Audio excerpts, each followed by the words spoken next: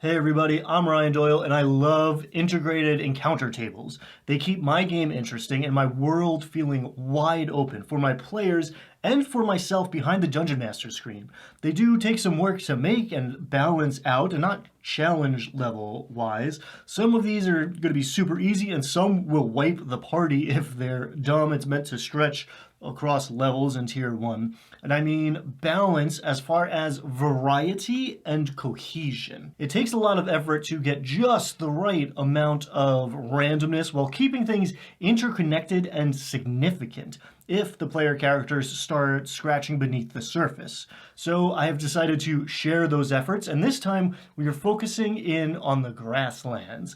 Those large empty swaths of green on the fantasy map representing flat plains, empty fields, the steppes and the prairies of your world don't have to be boring filler between important points of interest.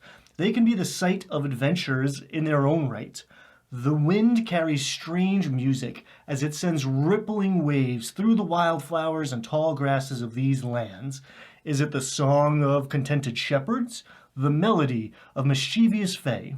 The sounds of bizarre insects?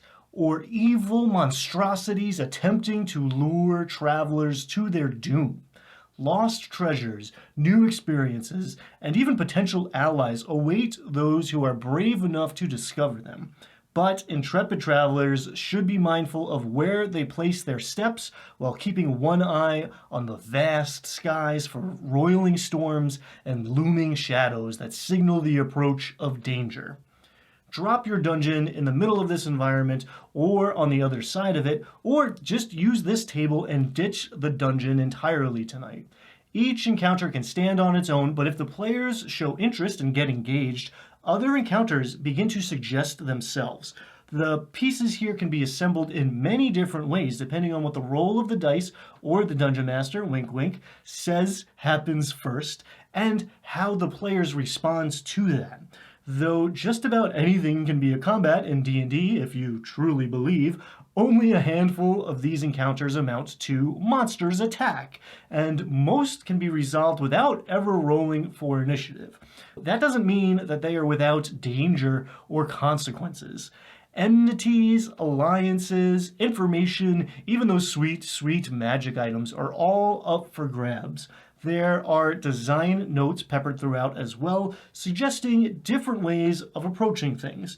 The first one, for example, explores the question of how a dungeon master might adjudicate the actions of a cyclops grabbing a medium or smaller sized adventurer and throwing it at another member of the party.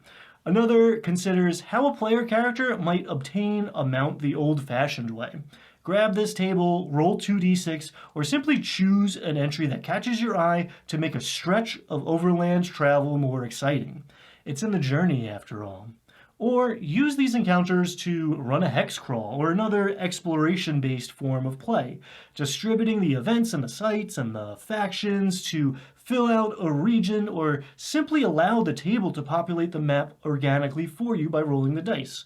Or select from the included plot hooks and rumors to create a more linear adventure, or to incorporate player options and meaningful choices into a pre-existing storyline that may need them.